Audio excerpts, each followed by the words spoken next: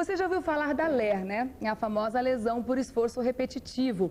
Muito se ouve falar, mas muitas vezes ela pode ser confundida com tantos outros problemas também, né? A gente vai falar mais sobre isso e você pode também mandar o seu e-mail aqui para mulheres@tvgazeta.com.br se você tiver aí alguma dúvida, alguma pergunta, pode fazer, porque eu estou recebendo aqui hoje o Dr. Rogério Lima, que é ortopedista. Muito bem-vindo. Boa tarde. Bom, a LER, ela pode se apresentar de várias formas diferentes, né? São vários os problemas que as pessoas acabam chamando de LER. Exatamente. A lesão, a LER, a lesão de esforço repetitivo, ou DORT, ou outra determinação, enfim, era a tendinite. E várias causas podem ser isso. O que é uma tendinite? É um processo inflamatório nos tendões, muitas vezes relacionadas às mãos, aos ombros, ao cotovelo, mas também você pode ter tendinite nos pés, no joelho. Então, aonde tem um tendão no organismo, você acaba tendo dor. E o que é mais comum, o que a gente vê hoje é a lesão a nível dos punhos, das mãos, né, e do ombro.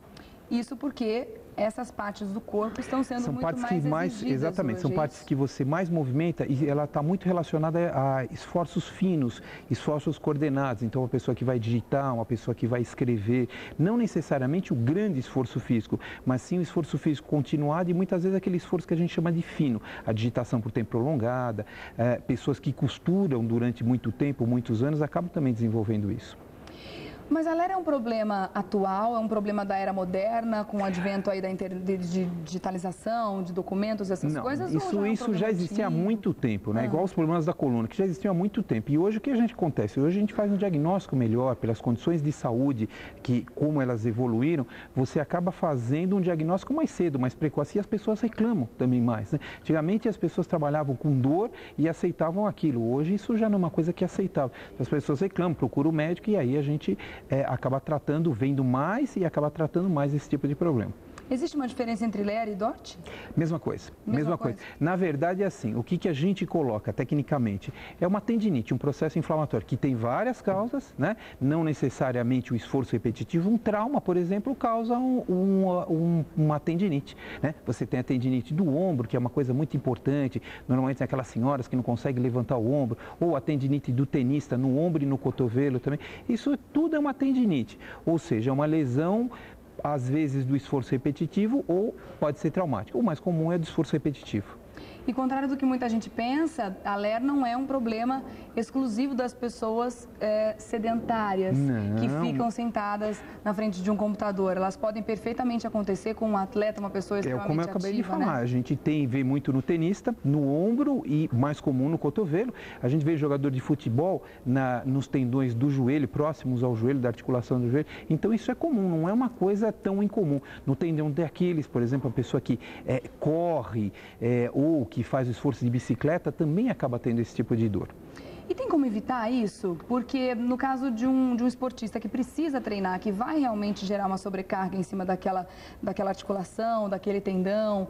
Por exemplo, o caso de uma pessoa que fica sentada o dia todo num escritório, digitando um texto, ela pode evitar tomando alguns cuidados com postura. Mas no caso dessas pessoas Então, aí a gente diferencia assim, o esportista do atleta profissional. O atleta profissional você põe de lado. É um outro tipo, é uma profissão, é um outro tipo de trabalho que vai ser feito tanto de prevenção quanto de tratamento. Vamos falar das pessoas normais, né, que fazem sua prática esportiva. O que a gente faz? A gente sempre indica os alongamentos antes e principalmente depois da atividade física. Isso melhora bastante, previne bastante, uma postura adequada e evitar esforços acima da sua capacidade. Ou seja, quando a pessoa sente que aquilo está doendo, ou seja, ela já ultrapassou o limite do que deveria estar fazendo de esforço. Então ela deve recuar um pouco para poder ter uma atividade física de forma saudável. O atleta não, o atleta treina 8, 10 horas por dia, é um outro enfoque que a gente dá, é muito mais complexo, muito mais complicado você tratar um atleta, né?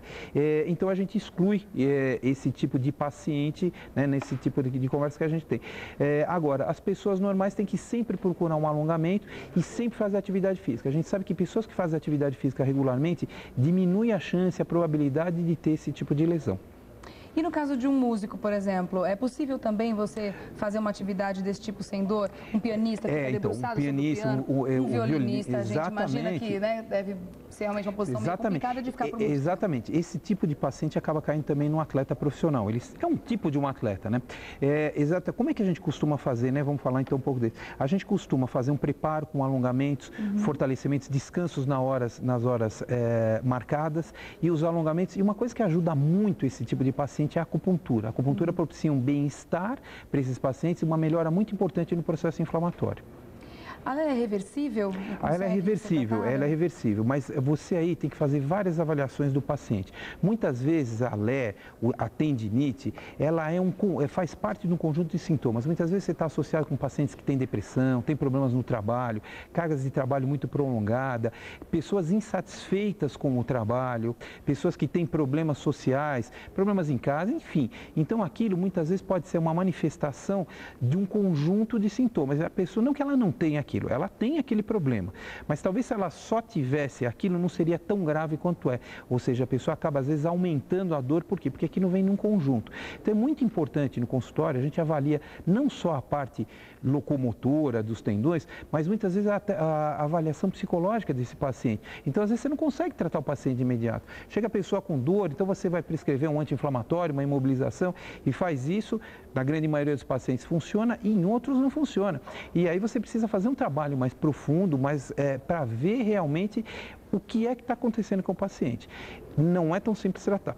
Então não é só físico? Não, você pode ter. Uma descoberta para mim. Está muito relacionado com a fibromialgia, que é uma outra doença da fibra muscular, que também está relacionado com problemas psicológicos. Então você tem que fazer uma avaliação sempre. O paciente, que eu falo, o paciente é único. Cada paciente que entrou no seu consultório, ele é único. Ele vai ter características diferentes, então você vai enquadrar ele no tipo de doença, mas você vai ter que fazer, às vezes, uma avaliação muito melhor, muito mais detalhada para tratar o mesmo problema que no outro paciente seria simples.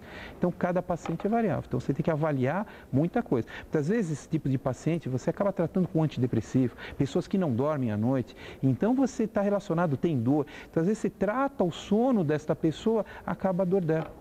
E aí ela fala, doutor, mas o senhor vai me dar um antidepressivo? Eu não estou com depressão. Não é para isso, mas acaba melhorando. Nossa, interessantíssimo. Essa realmente é uma parte que eu não sabia. As pessoas não pensam. Acho que é só que a pessoa que está no computador, que vai ter dor no ombro, no cotovelo e na mão. E não é só isso. Então você precisa avaliar, a avaliação é um todo. Você precisa ter tempo.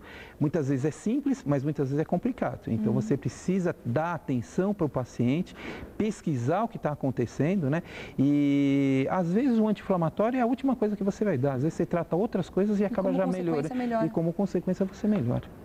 Agora, falando em tempo, a quantidade de horas trabalhadas, alternando com a quantidade de repouso, também é importante prestar atenção nisso? Existe uma regrinha, né, mais ou menos, que não funciona para todo mundo, mas funciona bastante. A cada hora separa 10 minutos, faz um alongamento, vai tomar um café. Às vezes essas linhas de produção de digitação, as pessoas não gostam, às vezes não respeitam isso, mas isso é importante, acaba dando um conforto. O próprio empregador devia pensar nisso, porque quando ele tem um funcionário trabalhando melhor, aquele funcionário acaba produzindo mais, né? Mas não só isso, você às vezes tem o trabalhador braçal, que também tem problema no tendão, né? Tanto faz de onde seja. Então você precisa saber muito bem como trabalhar. Não é simples. Existe uma especialidade, não é a minha especialidade, que é o médico do trabalho. Este colega é que é o encarregado de estar na empresa, de estar vendo o tipo de trabalho para tentar procurar uma posição melhor para aquele paciente, que muitas vezes é individualizado, serve só para aquele paciente, não serve para outros, muitas vezes para poder atender melhor esse tipo de tratamento. Ou seja, o médico do trabalho é muito importante para evitar esse tipo de problema. E você falou sobre ansiedade, que muitas vezes uma mulher pode ser tratada até mesmo com antidepressivos. Exatamente. Então, muitas pessoas têm que tomar cuidado com as cobranças do dia a dia, principalmente nas empresas, por produtividade, por resultado. Veja uma coisa, às vezes você pega, vamos pegar uma pessoa que está fazendo uma pós-graduação, então tem que digitar sua tese, isso, aquilo, aí ele trabalha, pesquisa durante o dia, à noite vai digitar a tese. Parece aquela dor nos braços, dor na coluna, porque a pessoa está sobrecarregada. Então ela está estressada, né? Vamos vamos analisar, ela está estressada por causa do problema, está desenvolvendo trabalho de pesquisa e está digitando. Então, tudo isso, e está provavelmente dormindo pouco, então tudo isso acaba gerando um problema, uma dor. E aí, o que acontece? Aquela dor, muitas vezes, acaba aumentando. Quando você está cansado e você tem uma batida, um trauma, você sente muito mais dor do que quando você está relaxado. O organismo está em condições diferentes, em condições de sensibilidade diferentes. Então, quando você tem uma condição boa, você está equilibrado, você sente menos dor. Não que não sinta, você sente menos dor do que quando você está estressado, deprimido, com pânico, medos. Então, tudo isso aumenta a dor do paciente. E existem também outras dores que também são causadas pelos momentos de estresse, né? Não só no caso da lesão por esforço repetitivo, mas também dores musculares. O mais comum é a dor na coluna, né? Esse é o mais comum. Quando você aparece, o paciente estressado, normalmente ele tem dor ou na região lombar ou na região cervical, né? Que é onde é que você vê o maior reflexo dessas dores que não tem só uma causa muscular e sim algum problema a mais associado. A fisioterapia pode atuar como um coadjuvante, pode ajudar? A fisioterapia ajuda muito, porque o que você faz? Você dá primeiro uma atenção para o paciente. Muitas vezes os pacientes precisam de atenção.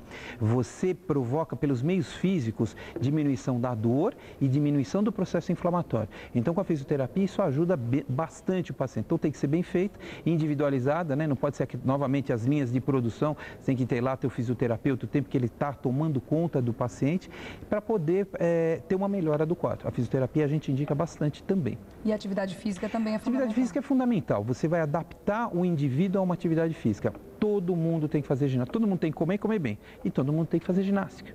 Isso é uma regra. Quem não faz ginástica vai ter algum tipo de problema.